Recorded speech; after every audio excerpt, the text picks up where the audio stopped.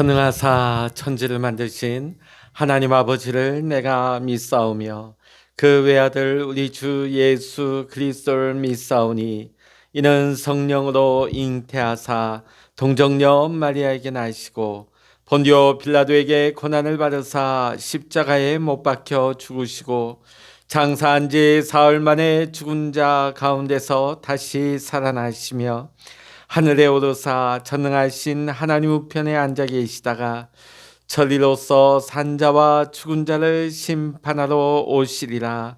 성령을 믿사오며 거룩한 공회와 성도가 서로 교통하는 것과 죄를 사하여 주시는 것과 몸이 다시 사는 것과 영원히 사는 것을 믿사옵나이다. 아멘. 찬송가 585장입니다. 찬송 585장입니다. 내 주는 강한 성이요 방패와 병기 되시니 그 환난에서 우리를 구하여 내시리로다. 옛 원수 마귀는 이때도 힘을 써 모략과 권세로 무기를 삼으니 천하에 누가 당하랴. 내 힘만 의지할 때는 패할 수밖에 없도다.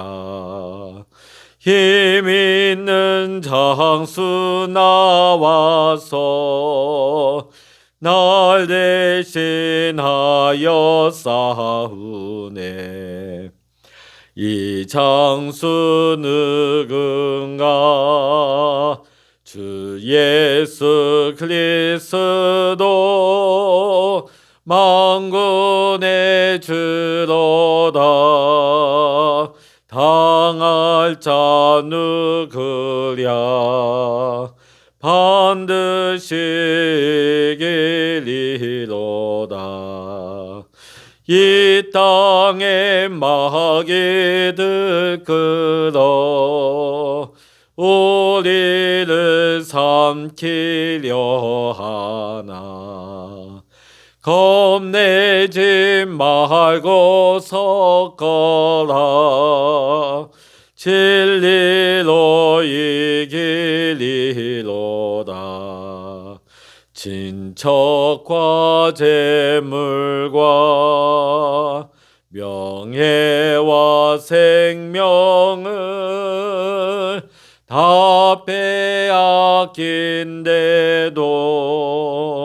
진리는 살아서 그 나라 영원하리라.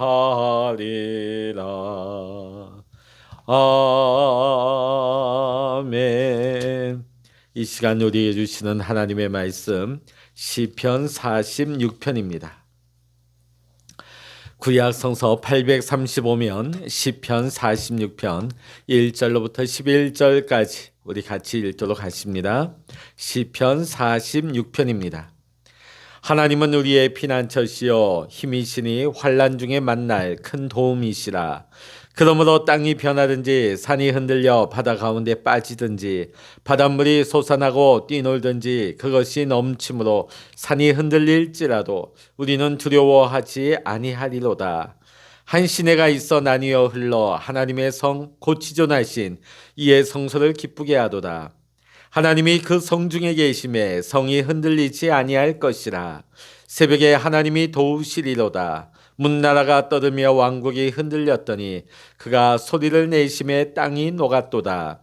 만군의 여호와께서 우리와 함께 하시니 야곱의 하나님은 우리의 피난처시로다. 와서 여호와의 행적을 볼지어다. 그가 땅을 황무지로 만드셨도다. 그가 땅끝까지 전쟁을 쉬게 하시며 활을 꺾고 창을 끊으며 수레를 불사르시는도다. 이르시기를 너희는 가만히 있어 내가 하나님 됨을 알지어다. 내가 문나라 중에서 높임을 받으리라. 내가 세계 중에서 높임을 받으리라 하시도다. 만군의 여호와께서 우리와 함께 하시니 야곱의 하나님은 우리의 피난처시로다. 아멘. 할렐루야. 오늘도 기도하시는 우리 모든 믿음의 성도님들에게 오늘도 하나님의 크신 은혜와 응답의 축복하심이 오늘 이 시간 여러분과 함께 하시기를 주의 이름으로 간절히 축원합니다. 오늘 우리가 함께 본 시편 46편은 우리가 의지할 분은 하나님 한 분밖에 없다는 믿음의 신앙 고백입니다. 그러면서 하나님 나라를 찬양하고 있는데 우리가 흔히 알고 있는 시온이라는 단어를 우리는 묵상하게 되어집니다.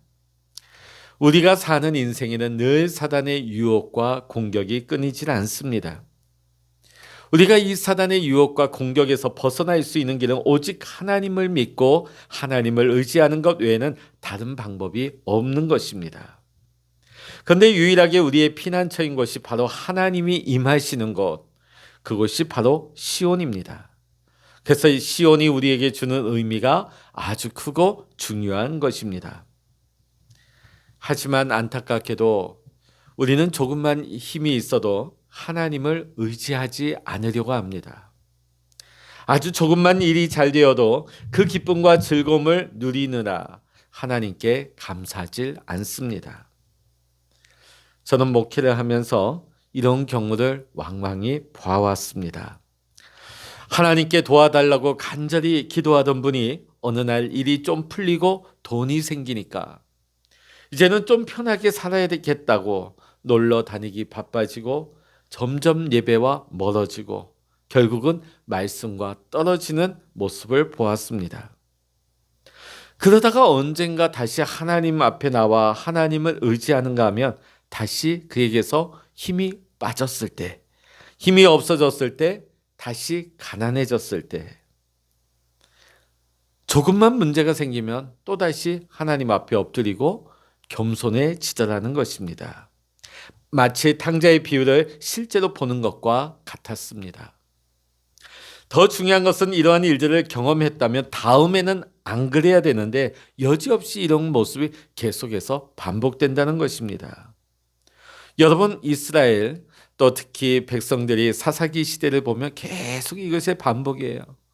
그들이 환난 중에 곤란한 가운데 하나님 앞에 눈물로 나와 회개하고 돌이켰다가 그들의 삶의 형편이 나아지고 그들이 이제는 뭔가 좀 기지개를 펼면하면 다시금 하나님 떠나고 우상 섬기고 자기들 멋대로 살다가 다시금 그들의 삶이 공고해지고 힘들어지면 하나님 앞에 나오더라는 것입니다. 다음에는 안 그래야 되는데 여지없이 이런 모습이 반복된다는 것입니다. 우리가 이런 모습을 보면서 참 우리 인간은 약한 존재다 하는 것을 깨닫게 되어집니다. 오늘 우리 본문의 말씀은 우리에게 주옥 같은 고백들을 얘기하고 있습니다. 우리 1절의 말씀 같이 읽어보십니다. 1절입니다. 시작. 하나님은 우리의 피난처시여 힘이시니 환난 중에 만날 큰 도움이시라. 아멘. 이 고백을 드린 사람은 과연 누구일까요? 다윗의 시편은 아닙니다. 여기 보면 고라 자손의 시, 또 인도자를 따라 알라못에 맞춘 노래라고 나와 있습니다. 알라못이 무엇일까요? 어떤 특정한 곡조를 가리키기도 하지만 이 단어의 뜻은 젊은 여인들, 여자들이라는 의미를 가지고 있습니다. 당시 이 시편이 쓰여지던 때에 가장 힘이 없던 계층 부류가 누구냐면 바로 여자들이었습니다. 그 여자들이 흔하게 불렀던 노래가 오늘 시편 46편이었다는 것이죠. 성경을 보면 가장 힘들고 낙심했을 때 이 말씀이 역사한 경우가 있습니다. 종교개혁을 시작했던 루터가 너무나 힘이 들고 지친 나머지 며칠 동안 집에 누워 있었는데 하루는 루터의 아내가 상복을 입고 방에 들어왔습니다. 루터는 누가 죽었냐고 아내에게 질문했더니 다름 아닌 아내는 이렇게 말을 합니다. 하나님이 죽었다고. 루터는 깜짝 놀라서 도대체 무슨 말을 하냐고 하나님이 죽다니 그게 도대체 무슨 말이냐고 말했습니다. 그때 루터의 아내는 당신이 낙심해서 누워있는 것을 보니 하나님이 죽은 게 틀림없습니다. 당신이 낙심해서 누워있는 것을 보니 하나님이 죽은 것 같습니다. 라고 맞받아 쳤다고 합니다. 이 말에 큰 감동을 받은 루터는 책상에 앉아서 말씀을 묵상하다가 오늘 이 본문의 시편 46편에 큰 은혜를 받고 내 주는 강한 성이요 방패와 병기 대신에 이 찬양을 작사한 것입니다. 저는 루터를 생각하면서 이런 생각이 들었습니다. 우리는 고난을 당할 수 있지만 은혜는 고난을 당하지 않는다. 그래서 언제든지 우리가 은혜를 구할 때면 은혜는 여전히 풍성하게 우리를 위로하고 격려한다는 것을 우리는 생각하면 우리는 힘이 나는 것입니다. 다시 우리가 46편의 내용을 잘 살펴보면 이 시편의 시인의 상황이 결코 풍요롭거나 안정되어 있지 않다는 것을 알게 됩니다. 46편에 보면 피난처, 환난 이런 단어들을 보면 더욱 우리가 확실히 알 수 있는 것입니다. 정말 힘없는 사람들이 환난 가운데 고백했던 노래가 시편 46편이었던 것이죠. 이런 상황은 오늘 시편을 읽고 있는 우리에게도 큰 위로가 되어집니다. 왜냐하면 우리도 지금 풍요롭지가 않습니다. 오히려 세상 살면서 수많은 환난과 피곤과 문제들을 우리가 만나고 있기 때문입니다. 그러나 이 고백처럼 믿음으로 사는 사람은 환난 중에 낙심하는 것이 아니라 환난 중에 큰 도움을 만난다는 것입니다. 그들의 기도에 하나님의 은혜가 역사하고 임하기 때문입니다. 오늘 우리가 살면서 일이 잘 되어만이 하나님을 찬양하는 것이 아닙니다. 세상 사람들은 어떻습니까? 일이 잘 풀려야 흥에 겨워서 노랫가락을 부르죠. 그러나 오늘 우리가 하나님을 찬양하는 것은 내가 신바람이 나고 내 일이 잘 풀려서 하나님을 찬양하는 것이 아니라 때로는 일이 풀리지 않고 일이 잘못되어도 우리는 하나님을 찬양할 수 있는 것입니다. 그 이유가 어디에 있습니까? 바로 여기에 있습니다. 이런 믿음을 가지고 오늘 우리는 살아야 하는 것입니다. 왜냐하면 환난 중에 우리는 큰 도움을 만나는 것을 고백하기 때문이죠.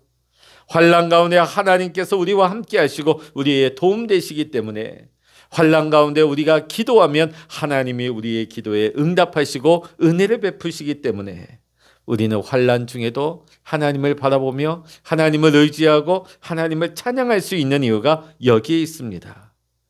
오늘 우리가 이 세상을 살아갈 때에 이러한 믿음을 가지고 우리는 살아야 될 줄로 믿습니다. 자, 오늘 우리 시인의 흔들리지 않은 굳건한 고백을 함께 보시겠습니다. 2절과 3절 읽어보십니다. 시작. 그러므로 땅이 변하든지 산이 흔들려 바다 가운데 빠지든지 바닷물이 솟아나고 뛰놀든지 그것이 넘침으로 산이 흔들릴지라도 우리는 두려워하지 아니하리로다. 아멘.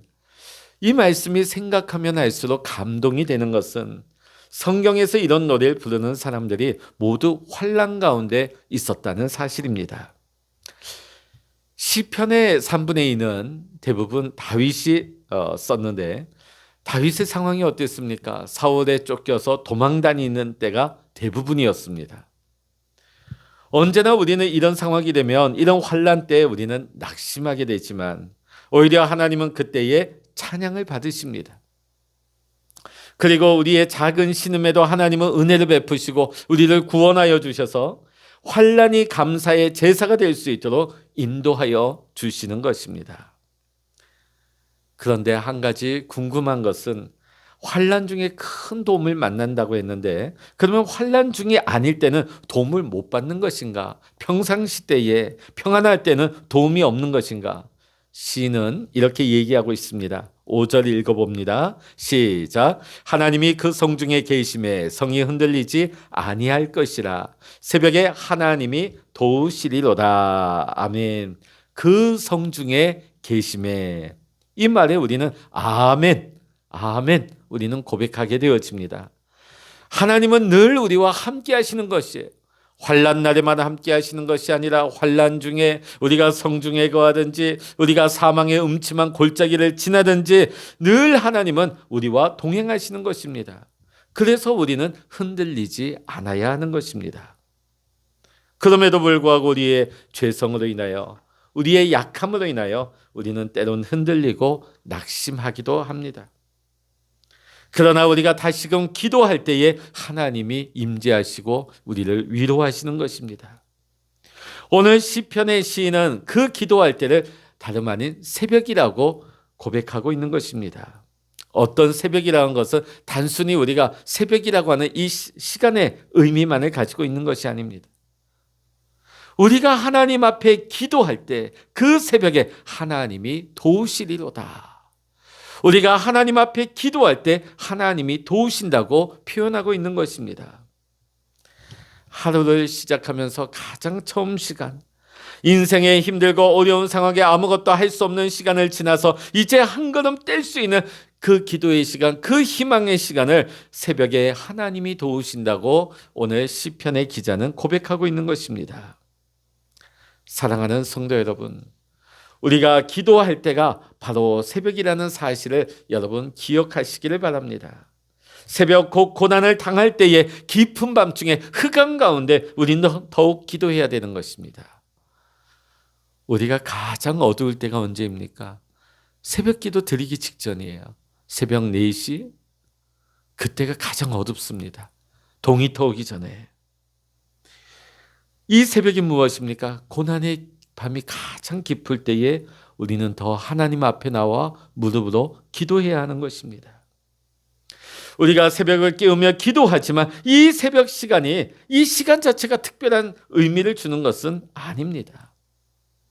우리가 이 시간을 구별하고 이 시간을 내어서 우리가 하나님 앞에 엎드려 기도하고 있다는 사실 그 자체가 중요한 것입니다. 우리가 하나님 앞에 기도할 때에 하나님께서 환난 중에 기도하는 자들 향해 새벽을 깨웠구나 하시는 겁니다. 시인은 새벽을 깨우는 우리가 어떻게 기도해야 하는지, 기도하면서 어떤 것을 묵상해야 되는지를 말하고 있습니다. 우리 8절과 9절의 말씀 읽어보십니다. 시작. 와서 여호와의 행적을 볼지어다. 그가 땅을 황무지로 만드셨도다. 그가 땅끝까지 전쟁을 쉬게 하시며 활을 꺾고 창을 끊으며 수레를 불사르시는 도다. 아멘. 하나님이 이스라엘을 인도하셨던 그 기나긴 여정을 오늘 시편 기자는 말하면서 지금 우리의 문제도 동일하게 하나님께서 인도하고 계신다 하는 것을 말하고 있는 것입니다. 하나님은 이 땅을 다스리십니다. 하나님은 우리의 모든 문제와 상황을 다스리고 계시는 전능하신, 전지하신 하나님이 되십니다. 세상의 수많은 전쟁들조차 하나님께 속하였습니다. 이 전쟁 가운데서 우리가 이기고 지는 문제가 모두 하나님께 달려있음을 성경의 수많은 말씀들이 우리에게 증거하고 있습니다.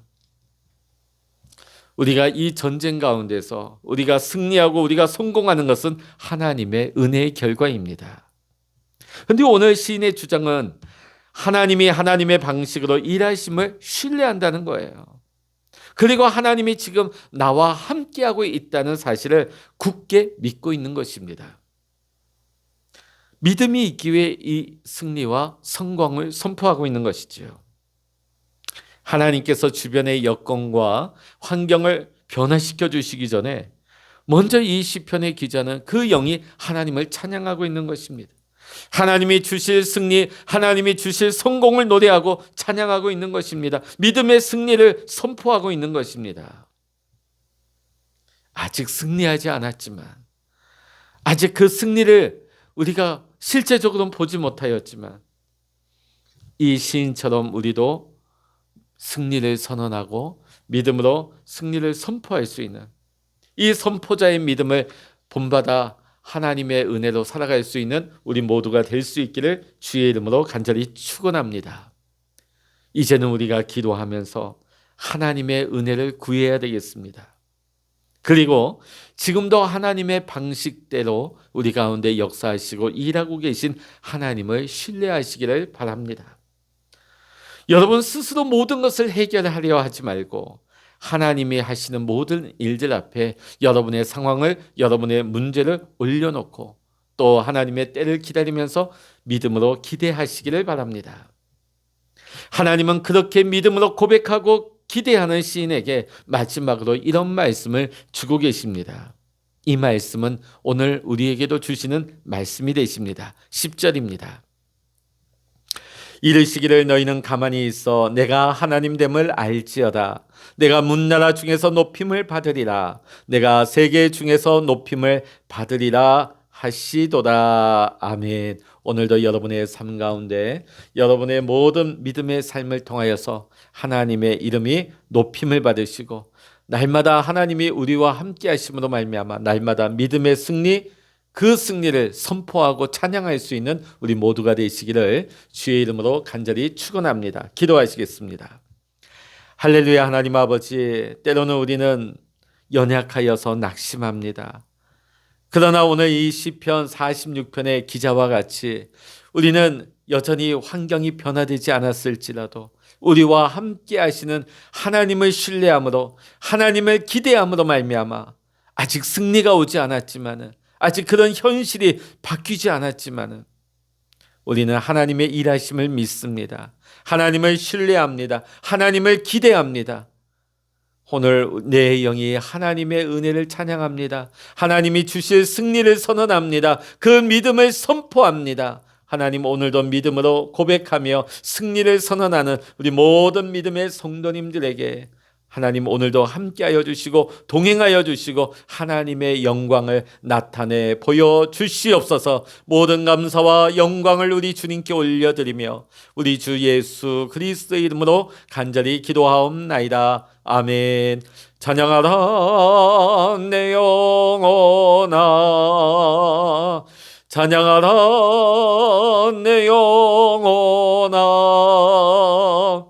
내 속에 있는 것들아 다 찬양하라. 기도하라 내 영혼아, 기도하라 내 영혼아, 내 속에 있는 것들아 다 기도하라. 주여 일창을 합심하여 기도하십니다. 주여